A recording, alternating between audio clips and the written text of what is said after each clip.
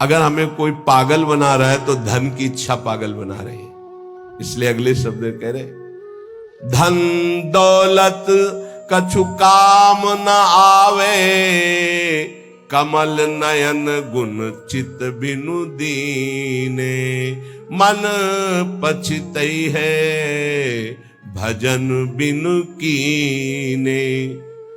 सबके दिमाग में एक रुपया ही छाया हुआ है।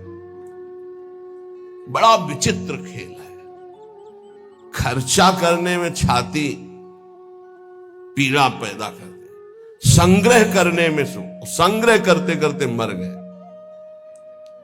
गांव में धन एकत्रित करके दीवाल में गाड़ दिए, मोटी मोटी मिट्टी की दीवालें होती थी, और मर गए। जब दीवाल खुदी तब पूरा जीवन कंजूसी करके समेट कर, या बैंक बैलेंस में जमा करते करते गणना में सुख का अनुभव हो रहा है, इतना इतना और जमा, इतना और जमा, मर गए। किसके काम आएगा? क्यों नाम रूपी धन एकत्रित ना कर पाए? क्यों धन के द्वारा गौ सेवा, साधु सेवा, समाज सेवा, नाना प्रकार की भागवतिक सेवाएं, ये क्यों नहीं लाभ ले पाए? ये धन का बहुत बड़ा प्रभाव है, माया का बहुत बड़ा अंग है, जो हर एक के दिमाग में अपना असर किए हुए है। हम जो भी प्रोग्राम करें उसका परिणाम धन हमारा होना चाहिए। चाहे वो कथा हो, चाहे वो यज्ञ हो, चाहे वो पूजा हो, जो भी हो। कोई बिरला ऐसा करता है जगत में, ऐसा नहीं कि नहीं है, कोई बिरला ऐसा करता है कि इसका फल हो श्री कृष्ण प्रेम लक्षणा भक्ति।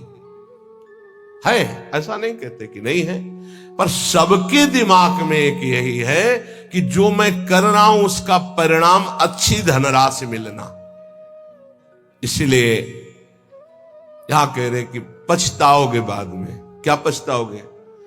अरबों रुपया बैंक में जमा करके पधार गए, वो भारतीय बैंक का वहीं रखा हुआ है, आपकी केवल जीवन की श्वासें नष्ट हो गई, बस। आसक्ति उसकी आपकी दुर्गति कराएगी, जीवन का समय आपको उसके संग्रह में गया, कुछ हाथ नहीं लगा। कितना भोगोगे? कितना भोगोगे? क्या खाओगे?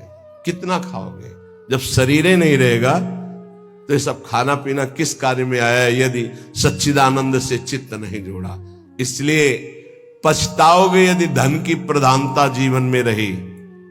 आप सच्ची मानिएगा, आप जितने लोग बैठे हो, विचार करके अभी देख लो, वृंदावन की भूमि में बैठे हो। हम नहीं कहते कि सबके दिमाग में होगा, लेकिन आप देख लो, प्रधानता हर क्रिया के परिणाम में धन प्राप्ति की लालसा। हर क्रिया, साधु संग कर रहे हैं तो ऐसी कुछ आशीष हो जाए कि धन प्राप्ति हो जाए। हम ठाकुर सेवा, ठाकुर दर्शन, उपासना, सबका परिणाम एक धन की तरफ रहता है, सबका परिणाम।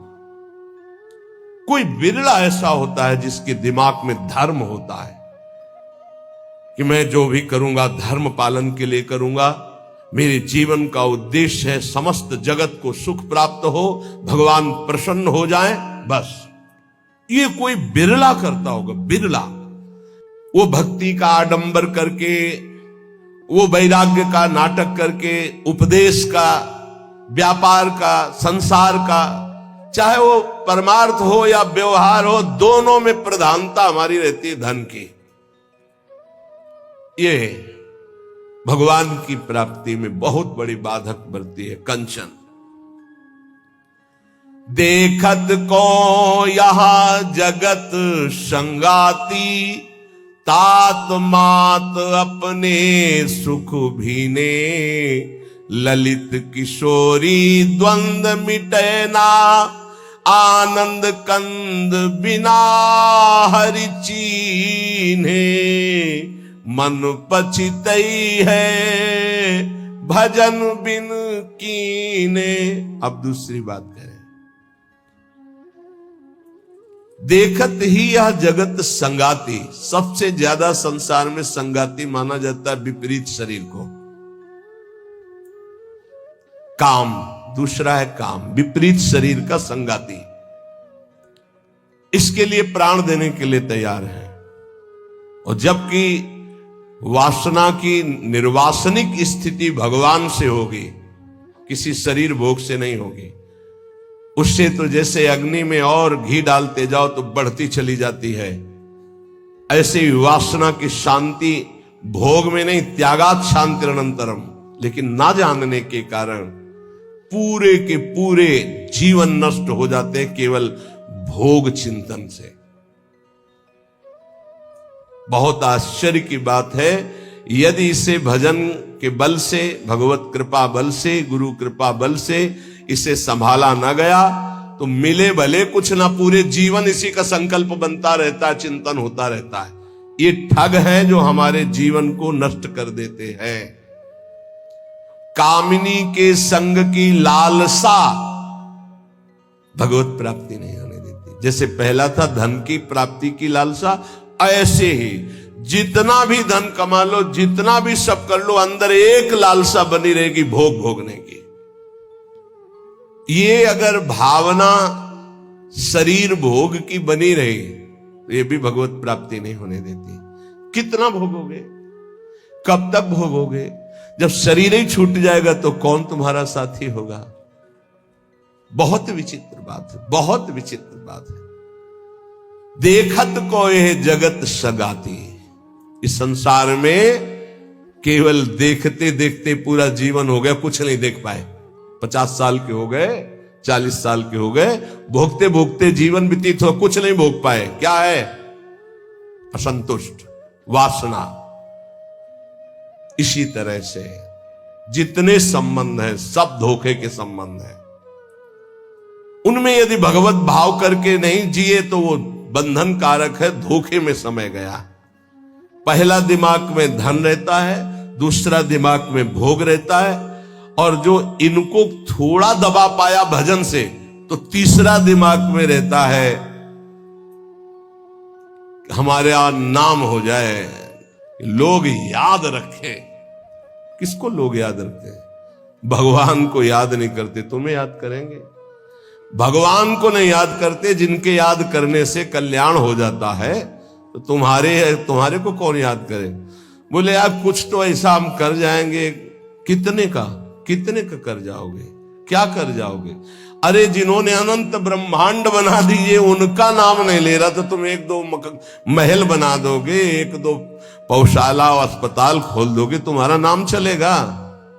श्री कृष्ण ने अनंत ब्रह्मांड बनाए, सब थोड़ी नाम जप कर रहे हैं उनका। तुम्हारा कौन नाम जप करेगा कि भाई बहुत यश कीर्ति की आखिरी चाह।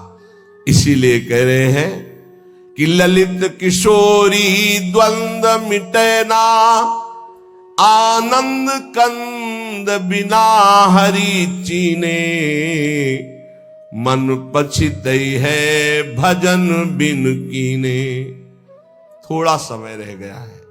जितने सत्संग सुन रहे हो इतना समझ लीजिए, अब हमारे जीवन का थोड़ा समय रह गया है। अब तो जाग जाओ, इन 3 में सोना बंद कर दो। ललित किशोरी जी कह रहे, ये जो धन की लालसा, अरे बोले तुम तो बाबा जी हो, तुम्हारा चल जाएगा, हमारा गृहस्थी में बहुत जरूरतें हैं, धर्म पूर्वक कर्तव्य कर्म करो, उससे जो मिल रहा है संतोष धारण करते हुए अपनी स्थिति के अनुसार ब्याह बरादी जितने कार्य है सबका होता है सृष्टि में।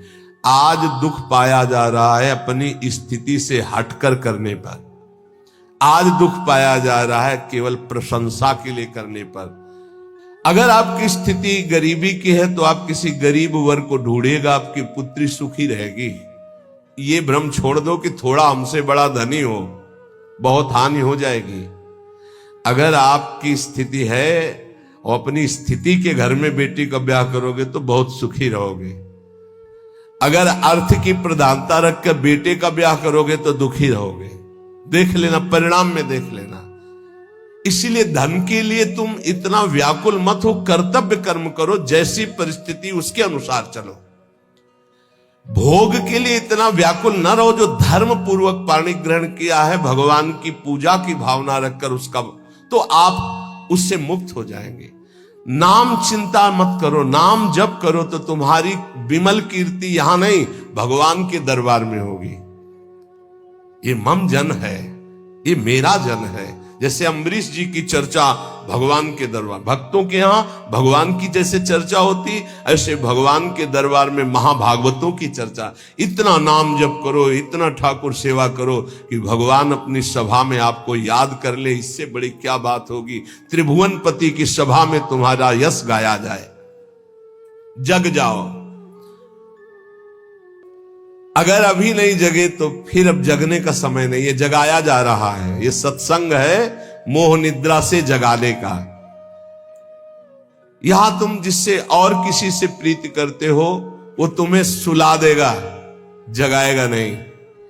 मोह भरे वचन बोल करके, मोह भरे कपट भरे वचनों को सुनने में बहुत अच्छा लगता है, लेकिन जब अध्यात्म और सत्य के वचन तो ऐसे लगते हैं बहुत कड़वे। मुंह मीठा भीतर कपट, पर्दा रहे है बास। मुंह में मीठा बोल रहे, हृदय में कपट है, वहीं पर्दा लगाए भगवान बैठे वहीं देख रहे। जो सतमार्ग के पथिक है उनकी जबान में भले तुम्हें कड़वाहट लगे, लेकिन हृदय बहुत मीठा है और बेपर्द होकर भगवान वहां से बोल रहे। पकड़ पाओ तो पकड़ लो। गोला मारे ज्ञान का संत सिपाही कोय, उत्कट जिज्ञासु बने तो अजब उजाला होए। अजब उजाला होए अंधेरा सब ही नासे, अंतर्मुख हो लखे आत्मा अपनो भासे। कहे निर्भयानंद होए जिज्ञासु भोला, और जब संत मिले सिपाही तो ज्ञान का मारे गोला। अगर भगवान का पार्षद कोई संत जो विशुद्ध स्थिति में है, उसके वचन क्या करते हो, गोला का काम करते हैं। बोले ऐसा ज्ञान का गोला माला कि काम क्रोध लोभ मोह मद मत्सर सब मर गए और दिव्य प्रकाश हो गया हृदय में। गोला मारे ज्ञान का संत सिपाही कोई, उत्कट जिज्ञासु बने और अजब उजाला होए। अगर संत वचन सुन लिए तो अमोघस से खाली नहीं जाते हैं। ये तुम्हारे जीवन का परिवर्तन कर देंगे। बस आपको जरूरत है उन शब्दों को पकड़ने की। जिस समय अंतर्मुखता बढ़ने लगे, आपको अपने दोष दिखाई देने लगे, जान लेना संत वचनों का प्रभाव शुरू हो गया है। अंतर्मुख हुए लखे, अपने दोष दिखाई देने लगे। मेरे में ये कमी, मेरे में ये कमी, हे भगवान ये मेरी कमियां कैसे दूर होंगी। तो जान लो संत संग का प्रभाव आपके ऊपर पड़ रहा है। आत्मा अपनो भाषे, अपने आप से अपने स्वरूप का बोध प्रारंभ हो जाता है जब किसी सच्चे संत का संग मिलता है। पाता है निज आत्मा विषयन सो मन रोक, काम क्रोध के वेग की जो सही जावे झोंक।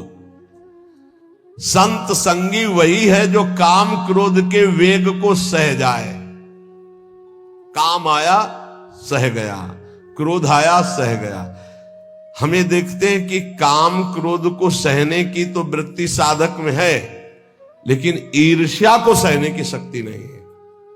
वो जहां ईर्ष्या करता है, दूसरे से निंदा करने लगता है, तो फिर उसकी काम क्रोध की शक्ति बढ़ जाती है और वो सहन करने में असमर्थ हो जाता है। अहम मैं जितेंद्रिय हूं और ईर्ष्या दूसरे की उन्नति देखकर डा होना, जलन होना, जहां आया तो फिर वो वही परास्त हो गया जहां जीत रहा था। इसको पकड़ना। गुरु कृपा से काम और क्रोध पर विजय प्राप्त करने की योग्यता साधक में आ जाती। बहुत शीतल हृदय होने लगता है, लगता है क्या कुछ नहीं। और जहां उसके अंदर ये अहम आया और दूसरों को देखकर जलन होने लगी, अपने में अहम आने लगा, वहीं उसकी सामर्थ्य घट गई और वो उसी विषय के लिए रोने लगा। काम क्रोध आदि उसको परास्त करने लगे। समझना, इस बात में आध्यात्मिक चर्चा है जिससे आपको परम पद मिल जाएगा। आप अगर गुरु शरणागत है तो काम क्रोध आपके अंदर स्फुरित होंगे, परास्त नहीं कर सकते। चिंगारी की तरह स्फुरित होंगे, ज्वाला की तरह नहीं, पक्का समझ लो। दो बातें हैं यदि तुम काम क्रोध से परास्त हो जाते हो। पहला, आप गुरु आज्ञा का उल्लंघन करके कोई गंदी बात देख रहे हो, कोई गंदी बात कर रहे हो, कोई गंदी बात करने वाले लोगों का संग कर रहे हो। अगर ये नहीं तो फिर तुम काम विजयी होने का अहंकार कर रहे हो। अन्यथा स्फुरणा होती है और शांत हो जाती है। उसी मार्ग से चले हुए अनुभव की ये बात है। हम किसी की दूसरी तर्क वाली बात नहीं मान सकते, छाती की बात मानते हैं। ऐसे स्फुरण होता है और शांत हो जाता है, क्योंकि उसके लिए कोई चारा नहीं है। धीरे धीरे स्फुरण भी बहुत कम होने लगता है। पर जहां देखा गया अपने में अहंकार आया कि मैं जितेंद्री, और जहां दूसरे की उन्नति से डाह, तो फिर वही उसको परास्त कर देते। चिंगारी को ज्वाला बनने में देर नहीं लगती। वो चिंगारी तब शांत होती जब भगवत साक्षात्कार हो जाता है, सूक्ष्म रूप से विकार रहते हैं। पता है निज आत्मा विषयन सो मन रोक। जब संत वचन रूपी प्रकाश आपके हृदय में हुआ, तो ये जब पता हो गया कि तुम देह नहीं हो, भले अनुभव नहीं हुआ, तो अपने मन को विषय में जाने से रोको। बोले काम क्रोध के वेग की जो सही जावे झोंक। इनका झोंका आता है हवा का, जैसे झोंका, हवा का झोंका आवे, तूफान आवे, किसी पहाड़ का आश्रय ले लो, बच गया। छोटी मोटी पेड़ आदि का आश्रय मत लेना, नहीं टूट के गिर जाएंगे आपके ऊपर, वही मार देंगे। क्या करना है? पहाड़ का आश्रय। पहाड़ कौन है?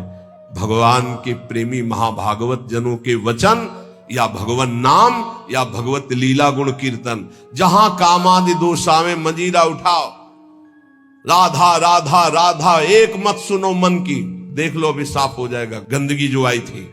या कोई संत के उपदेश सुनने लगो, या भगवान की लीला गायन करने लगो। प्रियालाल के चले जोई जोई प्यारो करे शुरू करो, और आज वह देखियो तो प्यारी, चले जाओ वहां तक। 84 पदों का गायन पक्का।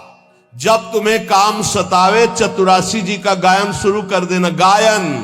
और अगर ना चला जाए तो हमसे बताना, ये निज अनुभव की बातें हैं। चतुरासी जी का फल ही है भवजल निधि को नाव, काम पावक को पानी। तो जो सही जावे झोंक, ये आंधी आती, जाएंगे टिकेंगे नहीं। आगमा पाइनो अनित्यास्तास्ति क्षस्व भारत। जो सही जावे झोंक यार विक्षेप हटावे। निद्रा और आहार जुक्ति सो धीरे से घटावे। समझिए, काम क्रोध की झोंक आई तो कह रहे यार इस सह जाओ, भारी विक्षेप है, थोड़ी देर के लिए है, विचलित मत होना। विचलित वही होगा जो काम की खुराक रखे हुए है। खुराक क्या है? मोबाइल खोला, गंदी बात देख ली, या कोई अपने हाथ से गंदी क्रिया कर ली, या गंदे जनों का संग कर लिया। इससे क्या होगा? आप झोंक नहीं सह पाएंगे विकार की। कह रहे हैं जो सही जावे झोंक यार विक्षेप हटावे। प्रभु के दर्शन में यही बाधा है, नहीं तो खुले टहल रहे हैं। वृंदावन है, यहां खुले प्रभु टहल रहे हैं, बस दृष्टि चाहिए। यार का तात्पर्य बहुत प्रेम भरा शब्द है। मित्र एक बार सह जाए इसकी झोंक को, आगे निकल जाएगा। जो सही जावे झोंक यार विक्षेप हटावे। तो विक्षेप कैसे हटेगा? बोले निद्रा और आहार जुक्ति सो कछु धीरे से घटावे। बस कल भी चर्चा हुई थी निद्रा और आहार को कम करने की, पलटू स्वामी की। इन निर्भयानंद जी बड़े सिद्ध महापुरुष ब्रह्मानंद में डूबे हुई। इन दो पर असर साधक अपना दिखा दे। ये दो सबके ऊपर असर दिखाए, पूरा जीवन व्यतीत हो जाता है खाना और सोना। अच्छा भोजन और खूब चक सोने को मिले। कह रहे कि अगर परमार्थ का लाभ लेना है तो साधक दो पर अधिकार करे, नींद और भोजन। फिर बार बार कहते हैं अभ्यास अभ्यास। नींद और भोजन, ये दो, निद्रा और आहार। फिर तीसरे पर विजय जो मैथुन, फिर चौथा जो भय। ये चार ऐसे दोष है पूरी सृष्टि को अपने अधीन किए हैं। निद्रा, भय, आहार, मैथुन, ये सब के सम जग उपजाए, सब इसी में फंसे हुए। ऐसा साधक इन चारों पर विजय प्राप्त करनी। निद्रा, तब जब आहार पर आप संयम करेंगे। बहुत बार आहार पे चर्चा होती, भाई आहार को संभाल लो, इसको बढ़ाते चले जाओ, एक एक कवल बढ़ता चला जाएगा, इसको घटाते चले जाओ, घटता चला। 400 ग्राम में पूरे 24 घंटे शरीर का सम्यक मेहनत करते हुए पोषण हो जाएगा 400 ग्राम में। यहां यही है कि अगर आप भगवत मार्ग में चलना चाहते हो तो आहार पर संयम करो, तो नींद पर संयम हो जाएगा। आहार पर संयम करो, पर इतना भी संयम न करो कि सीढ़ी चढ़ने उतरने लायक न रहो। उचित आहार लो जितना आपको नींद ना सतावे। ये बहुत बड़ी सिद्धि है। अगर आप निद्रा और भोजन पर शासन नहीं किए तो काम और क्रोध पर शासन नहीं कर पाओगे, पक्का। ये चार चीजें साधु के जीवन में बिल्कुल शासन में होती। निद्रा, भय, आहार, मैथुन। भय नहीं होता साधु को। साधु का मतलब होता भगवत मार्ग के पथिक, चाहे गृहस्थ हो चाहे विरक्त हो। और नींद पर बहुत शासन होता है, और आहार पर बिल्कुल विजयी होता है वो, और वो मिथुन धर्म का त्यागी होता है, चाहे गृहस्थ हो चाहे विरक्त हो। अरे ऐसे ऐसे गृहस्थ हैं अपने ही पास है कि हम उनकी चरण वंदना करते हैं। वृंदावन में शपथ पूर्वक पति पत्नी कसम खाकर ब्रह्मचर्य से रह रहे हैं। सच्ची कहते हैं, हृदय से साधु बनने पर भी पूरे जीवन डर रहा है इसी बात का। और वो पति पत्नी एक जगह रह करके संयम से हैं, हम उनकी चरण वंदना करते हैं, चरण वंदना करते हैं। कोई भी जगत का महात्मा इस बात से डरता है कि संयोग ना हो। वो संयोग में पड़े हैं, एक ही घर में रहते हैं, ज्यादा जगह नहीं तो हो सकता है कोई एक ही आसन में रहते हो, लेकिन बलिहारी कसम पूर्वक ब्रह्मचर्य। और यही नहीं, बाहर भी रहते हुए ऐसे शिष्य है, तब ये लगता है कि भगवान की कृपा अमोघ है, क्या नहीं कर सकती। और आप लोग तो बैरागी हैं। निद्रा और आहार जुक्ति सो धीरे सो कछु घटावे। धीरे धीरे घटाना चाहिए। नींद और आहार, देखो संतों ने कहा है, निद्रा और आहार जुक्ति सो कछु घटावे। कहे निर्भयानंद झूठे जाने सब नाता, विषयन सो मन रोक आत्मा निज का पाता।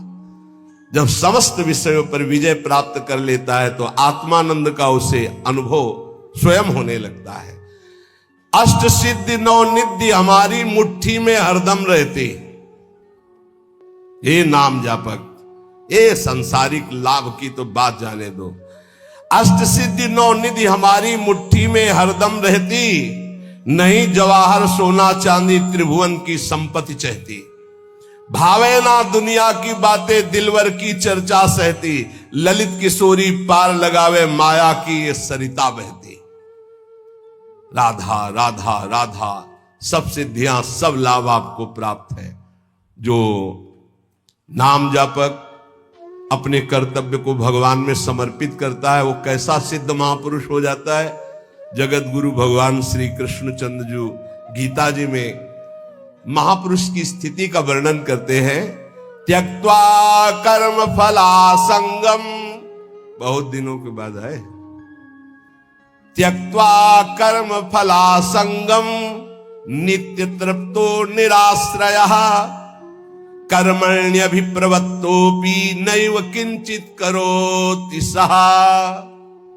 इसीलिए बीच बीच में रुक जाता है कि बहुत स्थिति का ऊंचा वर्णन यहां है, और उसके लिए कुछ साधना चाहिए।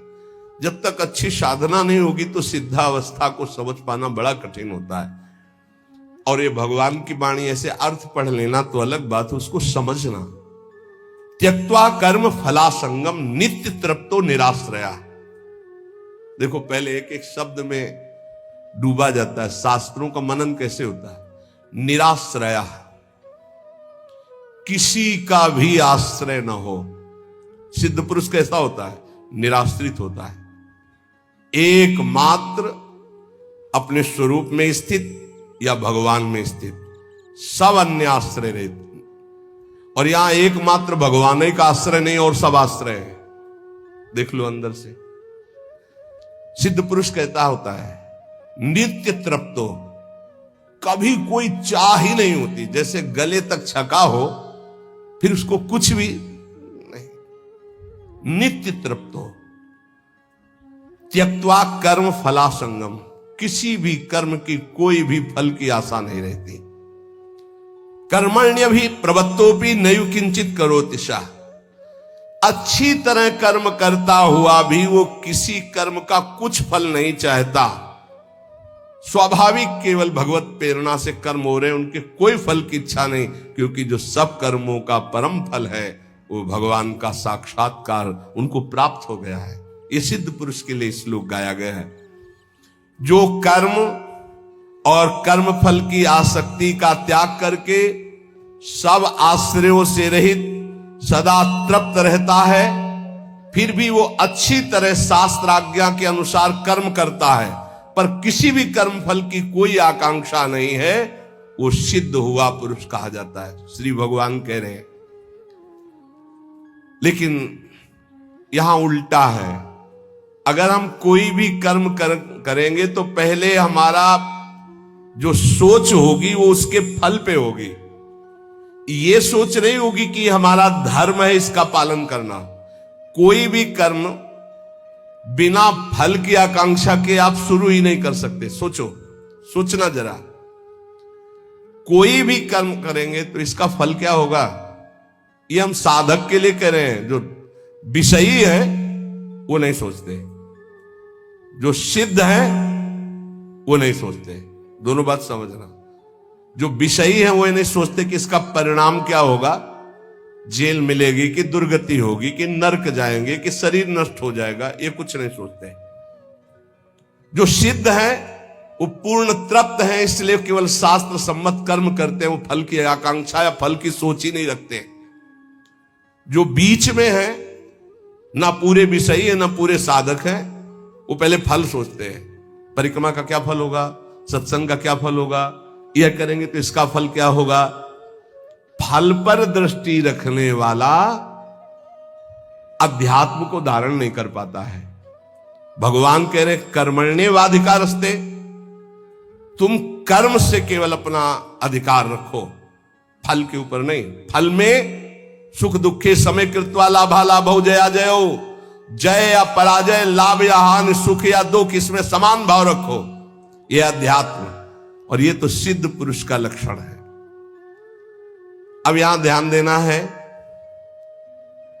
मैं कर्म करता हूं, ये कर्म मेरे लिए है और इसका अमुक फल मिलेगा, ऐसी जन साधारण साधक की स्थिति रहती है।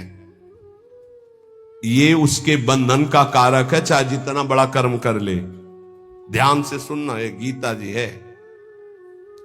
ये मैं कर्म कर रहा हूं, इस कर्म का मेरा ये फल होगा, वो कर्म फल का और कर्म कर्ता बनने के कारण चाहे जितना ऊंचा कर्म करे वो बंधा ही रहेगा, मुक्त नहीं होगा। भले शुभ कर्म किया तो देवलोक जा, तपलोक जा, पर आना तुझे मृत्यु लोक में ही पड़ेगा। लेकिन जो सिद्ध महापुरुष होता है, परिक्रमा चलो, स्वाभाविक उसको कोई लक्ष्य नहीं कि इसका फल क्या होगा। इसका अच्छा अटल्ला चुंगी से मुड़ गया, उधर पूरी नहीं हुई, कोई उसको शोक नहीं है, ना कोई लाभ है ना कोई हानि है, स्वाभाविक कर्म हो रहा है। क्यों? क्योंकि उसने अपनी इंद्रियों को, अपने मन को अधीन करके परमात्म तत्व की स्थिति प्राप्त की है। अगर इंद्रियां और मन पर विजय प्राप्त नहीं की तो जीवन मुक्त होते हुए भी दुर्गति को प्राप्त होगा। आत्मा जीवन मुक्त ही है, उसको कोई नहीं बांधा। इंद्रियां और मन बंधे होने के कारण आत्मस्वरूप जो जीवन मुक्त है उसको भोगना पड़ रहा है। बहुत ध्यान देने का विषय है। आत्मा को शुद्ध करने की जरूरत नहीं, परम शुद्ध है। आत्मा को मुक्त करने की जरूरत नहीं, परम मुक्त है। तो बंधा कौन है? इंद्रियों और मन में तुम्हारी तन्मयता, इंद्रियां मन विषय भोगों में। जैसे राजा तभी विजयी माना जाएगा जब सेना विजयी होगी, और सेना हार गई तो राजा हार गया। सेना जीत गई तो राजा जीत गया। ऐसे ही इंद्रियां मन हार गए विषयों में तो तुम हार गए, तुम्हारी दुर्गति होगी।